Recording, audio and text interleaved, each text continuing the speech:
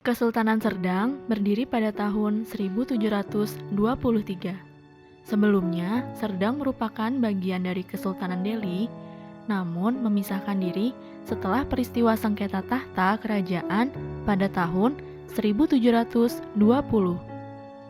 Kesultanan Delhi sendiri terbentuk tahun 1630 di bawah Kesultanan Aceh hingga berpisah dan menjadi kesultanan sendiri pada tahun 1669.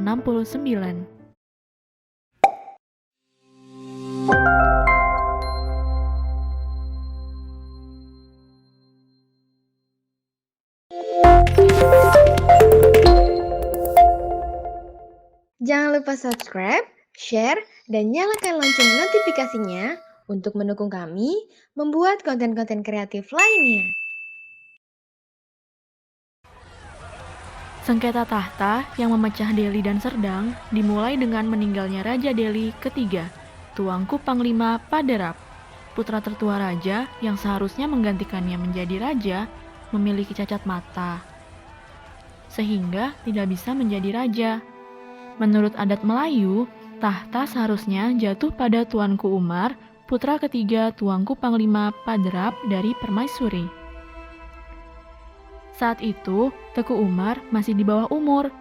Di sisi lain, putra kedua raja, Tuanku Pasutan, sangat berambisi menjadi raja.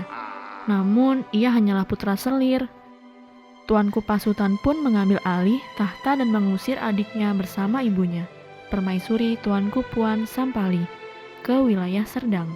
Agar tidak terjadi perang saudara, dua orang besar di Delhi, yaitu Raja Urung Sunggal dan Raja Urung Sanembal, bersama seorang Raja Urung Batak Timur di wilayah Serdang bagian hulu dan seorang pembesar dari Aceh mengangkat Tuanku Umar sebagai Raja Serdang pertama tahun 1723. Sejak saat itu, berdirilah Kerajaan Serdang sebagai pecahan dari Kerajaan Delhi.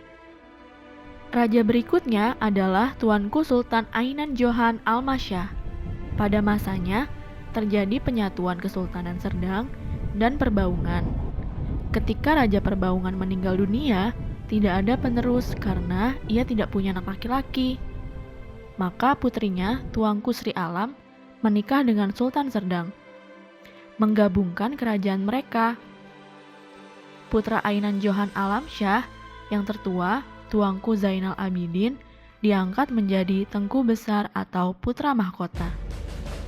Suatu saat, Tuanku Zainal Abidin pergi berperang membela mertuanya yang terlibat perang saudara merebut tahta Langkat. Dalam perang tersebut, ia terbunuh di sungai dan diberi gelar Marhom Mangkat pada tahun 1815. Adiknya, Tuanku Taf Sinar Basyar Shah, kemudian diangkat sebagai pengganti Putra Mahkota. Ia dinobatkan sebagai raja pada tahun 1817 sepeninggal ayahnya. Jika melihat kehidupan di luar istana, masa pemerintahan Sultan Taf Sinar Basyar Shah, rakyat Serdang hidup dengan aman, tentram, dan makmur.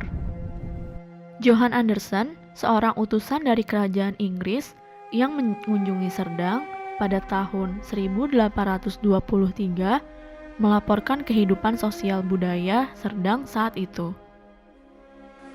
Terjadi perdagangan ramai antara Serdang dengan Pulau Pinang, khususnya untuk lada dan hasil hutan.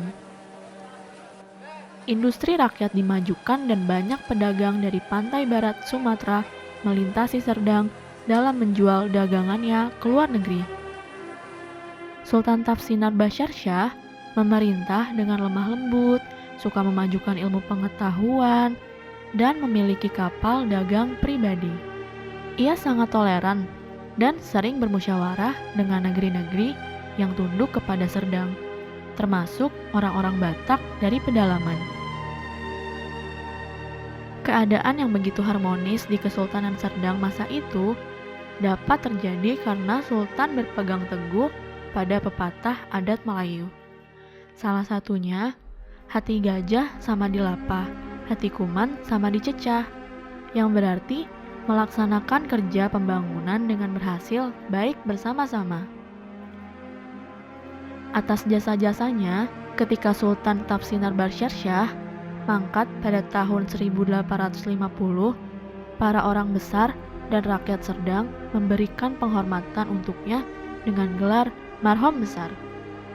Pada tahun 1865, Kesultanan Serdang berhasil ditaklukkan oleh Belanda.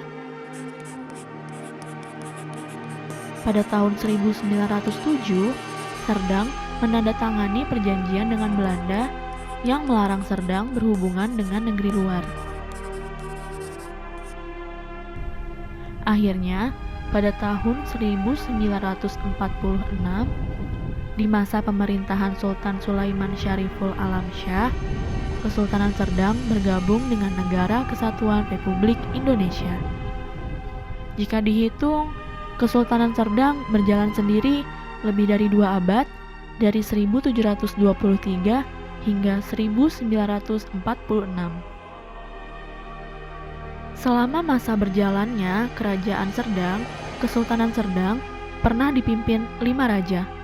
Peran seorang raja di Kerajaan Serdang adalah sebagai kepala pemerintahan, kepala agama Islam, dan kepala adat Melayu. Pada masa pemerintahan Raja kedua, dibentuk lembaga orang besar berempat di Serdang yang berpangkat Wazir Sultan. Para orang besar ini membawahi wilayah yang ditaklukkan Serdang. Mereka terdiri atas Raja Muda yang gelarnya berubah jadi Bendahara, Datuk Mahamentri yang berwilayah di Aras Kabu, Datuk Paduka Raja yang berwilayah di Batangkuis, dan Sri Maharaja yang berwilayah di Ramunia.